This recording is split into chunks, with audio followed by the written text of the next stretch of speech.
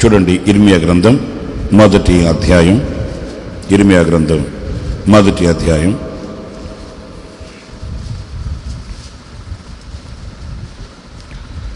19వ వాక్యాన్ని చదివినప్పుడు నేను చదువుతున్న వాక్యాన్ని గమనించండి.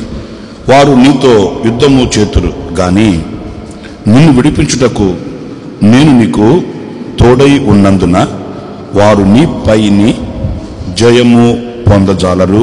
ఇదే యెహోవా వాక్కు.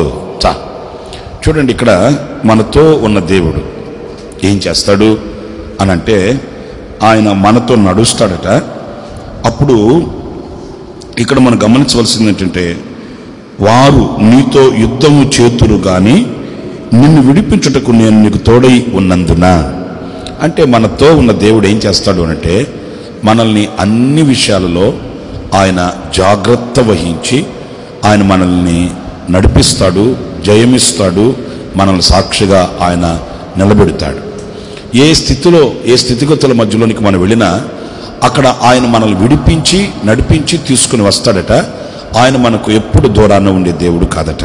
ప్రియులారా గమనించండి, ఇందులో కాస్త కనుక మనం ఆలోచిస్తే మనకు అనేక యుద్ధాలు కనబడతాయి, పోరాటాలు కనిపిస్తాయి. ఇలాంటి పోరాటం మనకు కలిగినప్పుడు మనం ఏ విషయంలో చలించిపోవాల్సిన అవసరం లేదు, మనం ఏ విషయంలో కంగారు పడాల్సిన అవసరం లేదు. ఎందుకంటే ఆయన మనకు తోడై ఉన్నందున ఆ పోరాటాలు మనకు లేకుండా ఉంటాయని, పోరాటాలు కలుగువని, పోరాటం నీకు ఉండదని కాదు, కానీ ఆ పోరాటాలలో లేక అలాంటి యుద్ధాలలో జయము ఆయన మనకు అనుగ్రహిస్తాడు. వారు మనల్ని జయింపచాలరు, మన మీద వారికి జయము కలగనే కలగదు. ప్రియులారా చూడండి, అంటే అర్థం ఏంటంటే, మనకు పోరాటాలు ఉంటాయి, మనకు యుద్ధాలు ఉంటాయి, మనకు సమస్యలు ఉంటాయి, మనకు అనేక శోధనలు ఉంటాయి. మీరు ఎప్పుడు భ్రమపడద్దు. ఏమని? ప్రభుని నమ్ముకుంటే శోధనలే రావంట, అట్లా అని చెప్పి శోధనలే వస్తాయంట. ఇది కూడా అబద్ధమే కదా. శోధనలే రావు. ఇక క్షుణ్ణంగా మనం అన్ని రంగాలలో సంపాదించుకొని, కూడగట్టుకొని, మూటగట్టుకొని, ఇక అన్నీ ఇక ఒంటి నిండా ఇంటి నిండా అన్ని ధరించేసుకొని అన్ని పెట్టేసుకొని ఇక లోకంలో మనకు గొప్ప గొప్పవి మనకు దొరుకుతాయి అట్లా అనుకోవద్దు. ఎందుకంటే సద్భక్తితో బ్రతకను ఉద్దేశించిన వానికి ఈ లోకంలో ఏం కలుగుతాయంటండి? సన్మానాలు కానీ, పొగడతలు కానీ, ఘనతలు కానీ, మెప్పులు కానీ ఇలాంటివి ఏమీ దొరకవండి. ఎందుకు దొరకవు అనంటే, ఈ లోకం పవిత్రతను కోరుకునేది కాదు, ఈ లోకం వెలుగును చూచేది కాదు, ఈ లోకం ప్రభువును వెంబడించేది కాదు. ఈ లోక సాంప్రదాయాలు దైవత్వానికి భిన్నంగా ఉంటాయి. ఈ లోక సంబంధమైన కార్యక్రమాలు దేవుని యొక్క పరిశుద్ధతకు వ్యతిరేకంగా ఉంటాయి. అర్థమవుతుందండి? ఈ లోక సంబంధమైన కార్యక్రమాలు దైవ సంబంధమైనటువంటి నీతిని, యథార్థతను, పరిశుద్ధతను మనలో స్థాపించలేవు. అన్నప్పుడు ఈ లోకము దేవునికి విరోధం, ఈ లోకం దేవునికి వైరం. అందుకే వాక్యంలో రాయబడిన మాట, ఎవడైనా ఈ లోకాన్ని ప్రేమిస్తే వానిలో దేవుని ప్రేమ ఉండదట. ఈ లోక స్నేహానికి ఆయనకు వైరమట. ఈ లోకము ఎన్నదగినది కాదు, ఈ లోకము మనకు ఎంత మాత్రం సహకరించేది, సహాయం చేసేది కాదు. అన్నప్పుడు ఈ లోకంలో మనకు శోధనలు వస్తాయి, ఇబ్బందులు వస్తాయి, అనేక. అంటే మనకు మాత్రమే అని కాదు, కానీ లోకంలో ఏమున్నాయో అవి మనం కూడా ఫేస్ చేయాల్సి వస్తుంది, అవి మనం కూడా ఎదుర్కొనవలసి వస్తుంది.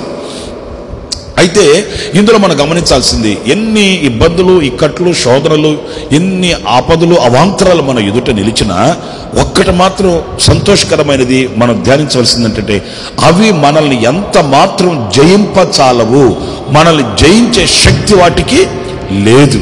ఎందుకంటే నేను మిమ్మల్ని విడిపించుటకు నేను మీకు తోడై ఉన్నాను.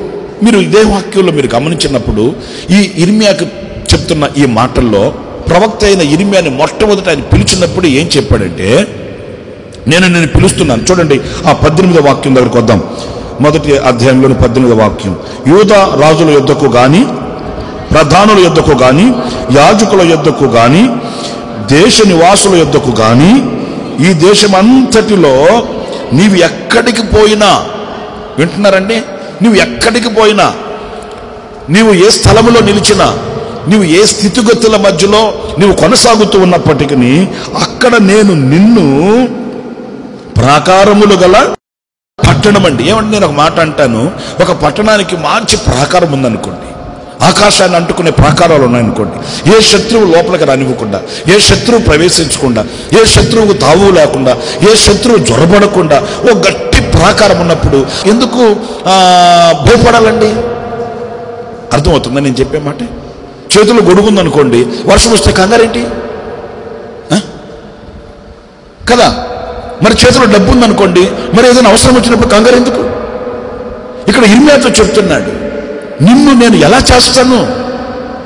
నువ్వు శత్రువుల ఎదుట నిలబడినా, నువ్వు అధికారుల ఎదుట నిలబడినా, నీవు ఒకవేళ యుద్ధరంగంలో నిలిచినా, నీవు ఎక్కడికి వెళ్ళినా, దేశంలో నీవు ఎక్కడికి వెళ్ళినా, ఎక్కడ నిలిచినా, ఏది చేసినా కూడా నిన్ను నేను ఎలా చేయబోతున్నాను అని అంటే, ఒక ప్రాకారములు కలిగిన పట్టణం ఎలా కాపాడబడుతుందో అర్థమవుతుందండి.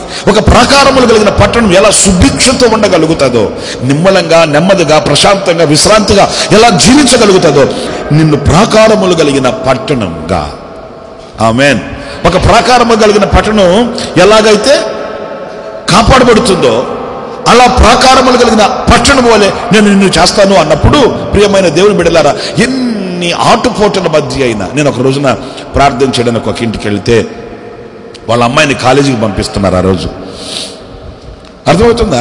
నేను ప్రార్థన చేద్దామని ఆ ఇంటికి పిలిస్తే వెళ్ళను. సరే ప్రార్థన చేస్తే వాళ్ళు వెళ్ళిపోవాలి, ఆ అమ్మాయి కాలేజీకి వెళ్ళాలి. ఆశ్చర్యమైన సంగతి ఏంటంటే, నేను ప్రార్థన చేస్తుంటే ఆ తండ్రి పెద్ద అయినా ఏడుచున ఏడుస్తున్నాడు. ఎక్కులు పెట్టి ఏడుస్తుంటే నేను ప్రార్థన చేస్తానే అనుకున్నాను. ఏంటి ఈయన ఇట్లా ఏడుస్తాడు, ఇట్లా కన్నీళ్ళు పెడతాడు, ఏమైంది? కడుపును పుట్టిన బిడ్డ కాస్త కాళ్ళ మీద ఎదిగి కాలేజీ మెట్లు ఎక్కుతుంటే కన్నీళ్ళతో పంపిస్తాడేంటి కన్న తండ్రి, అట్లా అనుకున్నానండి. సరే అయిపోయింది. ప్రార్థన ముగించిన తర్వాత నేను ఆయనతో ఓపెన్గా మాట్లాడు, ఏంటి అంకుల్ అట్లా బాధపడతారేంటి, ఎందుకు అలా ఏడుస్తున్నారు మీరు అట్లా అంటే, ఆయన అంటాడు నాతో, ఏమంటే పాస్టర్ గారంటే పిల్లలు కలిగిన తల్లిదండ్రులుగా మాకు తప్పవండి అన్నాడు. ఏమో అగ్రిమెంట్ రాసుకున్నాడు ఆయన, నాకు అర్థం కాదు. పిల్లలు కలిగిన తల్లిదండ్రులుగా మాకు ఈ కన్నీళ్ళు తప్పవండి అన్నాడు. నేను అన్నాను, ఎందుకు తప్పవు?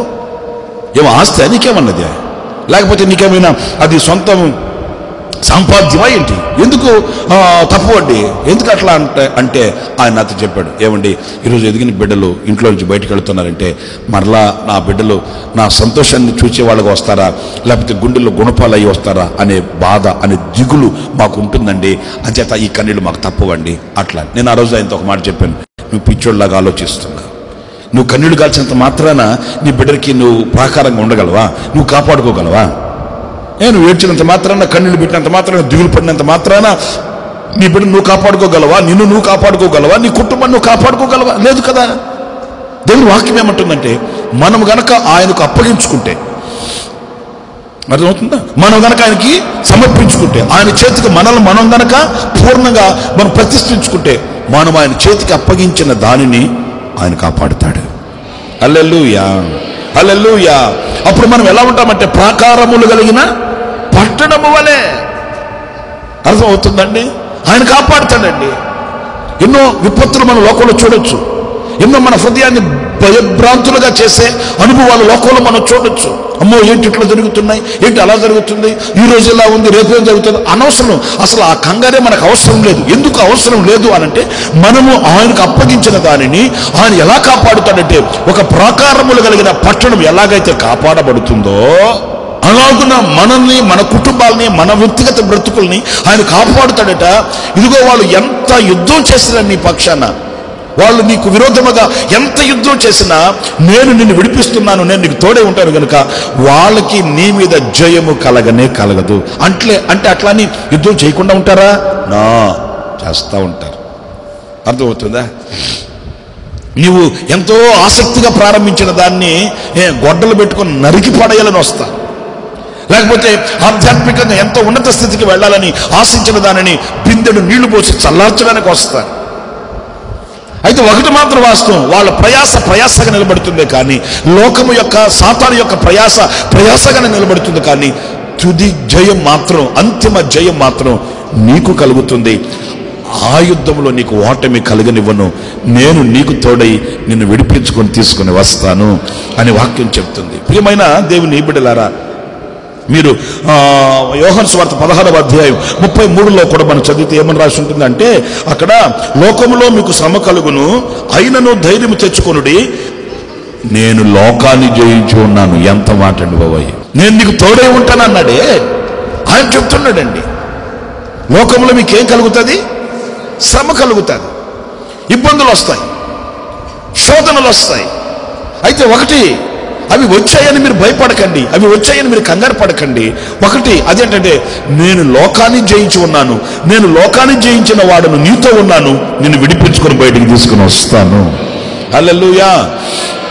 ప్రియా దేవుని బిడ్డలారా, అందుకే దేవుడు చెప్తున్న ఈ మాటలు ధైర్యముగా ఉండమని ఆయన చెప్తున్న ఈ మాటలు గనక మనం విశ్వసించిన వారమైతే మనం ఏ విషయంలో కలవరపడవలసిన అవసరం లేదు. మన హృదయంలో ఎలాంటి అవిశ్వాసానికి తావివ్వవలసిన అవసరం లేదు. మన హృదయంలో ఎప్పుడు కూడా మనం మనుషుల వైపు అటువైపు ఇటువైపు చూచి మనం కృంగిపోవలసిన ఆవశ్యకత మన మీద మనకు ఉండనే ఉండదు. ఎందుకంటే ఆయన లోకాన్ని జయించాడు, ఆయనకన్నీ తెలుసు. అందుకే దేవుని వాక్యం అంటుంది, మీరు ఏ విషయంలో చింత లేని వారై ఉండవలెనని అని రాయబడి ఉందండి. మనకేమో అనవసరమైన చింత అంతా నెత్తి మీద వేసుకొని, నేనంటాను అనేకమైన వాటిని ఆలోచించి అనవసరమైన వాటిని ధ్యానించి మన మనసుని చికాకు చేసుకుని మన హృదయాన్ని ఈరోజున దిగులుగా పెట్టుకొని ఏదో దైవ సన్నిధిని పోగొట్టుకొని ఆ దైవ శక్తికి మనము భిన్నంగా ప్రవర్తించడం తప్ప వాక్యం అంటుంది, నీ భారము యెహోవా మీద మోపము, ఆయన నీ హృదయ వాంఛను ఆయన తీరుస్తాడు. హల్లెలూయా చెప్పాలి. హల్లెలూయా, హల్లెలూయా. ప్రియమైన దేవుని బిడ్డలారా, మీరు ఇంకొక మాట కూడా నేను మీతో చెప్తాను, జాగ్రత్తగా చూడండి. అదేంటంటే సామెతల గ్రంథం 3వ అధ్యాయం, సామెతలు 3:26 వాక్యం అండి. వినండి, యెహోవా నీకు ఆధారమగును, నీ పాదములు నీ కాలు చిక్కబడకుండునట్లు ఆయన నిన్ను కాపాడుతాడండి. ఇక్కడ చూడండి, ఆయన మన పాదములు చిక్కిపోకుండా. సాతానుగాడు ఏం చేస్తాడంటే వాడు వల ఒడ్డుతాడు. అందుకే కీర్తనకారుడు అన్నాడు, వేటగాని ఉరి నుండి నన్ను తప్పించవయ్యా. వేటగాడు ఏం చేస్తాడంటే ఉరి ఒడ్డుతాడు. వాడు ఏం చేస్తాడు, మన పాదాలని ఉచ్చులేస్తాడు, మనల్ని పడద్రోయాలని సతప్రయత్నం చేస్తాడు, మనల్ని కృంగదీయాలని వాడి ప్రయత్నాలలో వాడు నిమగ్నమై ఉంటాడు. అయితే ఈ వాక్యంలో ఆయన మన పాదములను చిక్కనివ్వడట. స్తోత్రం కలుగుగాక. హల్లెలూయా, హల్లెలూయా. మన పాదాలని జారనివ్వడట, మనల్ని శత్రువు చేతికి అప్పగించడట. మనం అక్కడ వలలో చిక్కిపోయి కన్నీళ్లు కార్చి కృంగిపోతుంటే ఆయన పక్క చూసి నవ్వు, తెక్కలోడా ఈ దారికి ఎందుకు వచ్చావురా అనేవాడు కాదట. ఆయన మనల్ని విడిపించి నడిపించి తీసుకుని వస్తాడు. అంతేకాదు, శత్రువుకి మన మీద జయము లేకుండా మన పాదములను స్థిరపరుస్తాడట. హల్లెలూయా చెప్పండి, హల్లెలూయా. మీకు మాట చెప్పనా, ఎప్పుడో తెలుసండి, 21వ వాక్యం దగ్గర నుంచి చూడండి. లెస్సైన జ్ఞానమును వివేచనను నువ్వు భద్రం చేసుకోవాలి. వాటిని నీ కనుల ఎదుట నుండి చాలండి. అప్పుడు నీకేం కలుగుతుందంటే, నీ పాదములు జారకుండా, నీవు సాతాను ఉచ్చుల్లో పడకుండా, ప్రభు నిన్ను విమోచించి విడిపించి ఆయన నిన్ను తిన్నని మార్గంలో నడిపించి జయము చేత నిన్ను నడిపిస్తాడట. ఎప్పుడయ్యా అనంటే, నీవు లెస్సైన జ్ఞానమును వివేచనను భద్రం చేసుకోవాలి. అర్థమవుతుందా? చేతికి ఉంగరం కనుక 1-2 ఉంగరాలు కనుకుంటే, లేకపోతే ఒంటి మీద వేసుకున్న బంగారు ఉంటే ఎంత జాగ్రత్తగా ఉంటావో, అలాగే దానికంటే మిన్నగా లెస్సైన జ్ఞానాన్ని వివేచనను ఎప్పుడు నువ్వు పోగొట్టుకోకూడదు. అది నీ కనుల ఎదుట పెట్టుకోని దాన్ని భద్రం చేసుకోవాలంట. బంగారు పోయినా పర్లే, సంపాదించుకోవచ్చు. హల్లెలూయా. బంగారు పోయినా సంపాదించుకోవచ్చు, ఇబ్బంది ఏం లేదు. డబ్బు పోతే చెప్పరేంటి, సంపాదించుకోవచ్చు. ఆస్తులు పోతే సంపాదించుకోవచ్చు. ఇంకొకటి పోతే సంపాదించుకోవచ్చు. కానీ దేవుడిచ్చిన ఆ దైవ జ్ఞానం పోయిందనుకో, ఆ వివేచన పోయిందనుకోండి, ఈ వివేకము ఆ దైవ జ్ఞానం గనక మనం పోగొట్టుకుంటే ఏమైపోతామంటే, దేవుని యొక్క ఆశ్చర్యకరమైన కాపుదలలో నుంచి వైదొలిగి మన బ్రతుకులో మనం పొందుకొనవలసిన శ్రేష్టమైన ఈవులన్నిటికీ మనం అయోగ్యులముగా అభాగ్యులుగా మార్చబడిపోతామండి. మనం ప్రతి దానిని వివేచించాలి. ఆయన మనల్ని ఎక్కడ సాతాను ఊరిలో చిక్కుకోకుండా, ఎక్కడ సాతాను ఒడ్డిన వలల్లో మనం పాదాలు చిక్కుకోకుండా, ఆయన మనల్ని పాదములను దేవదూతలకు ఆజ్ఞాపించి రాయి తగలకుండా మనల్ని నడిపించుకొని తీసుకుని వస్తాడు. శత్రువు మీద మనకు ఒక ఘన విజయాన్ని అనుగ్రహిస్తాడు. అలాంటి కృప మనందరికీ ప్రభు అనుగ్రహించునుగాక. విశేషమైన దీవెన మీ కుటుంబాలలో నిలిచిఉండునుగాక. మీ ఆధ్యాత్మికమైన జీవితంలో ప్రభు ప్రసాదించునుగాక. ఎదురవుతున్న ప్రతి పోరాటంలో ప్రభు మీకు జయమును ప్రసాదించునుగాక. ఆమేన్. తలలో ఉంచండి, ప్రార్థన చేసుకుందాం.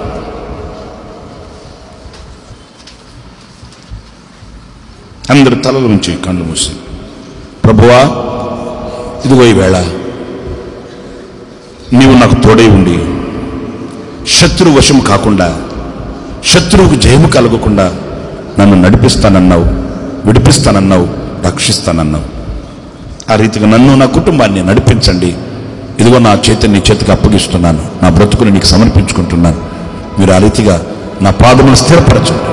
నేను ఎప్పుడైనా ఒకవేళ నీకు దూరమై, నీ ఆలోచనకు దూరమై, నీ చిత్తానికి దూరమై, నీ ప్రణాళికకు దూరమై ఒకవేళ నడుచుకుంటే నన్ను సరిచేయండి.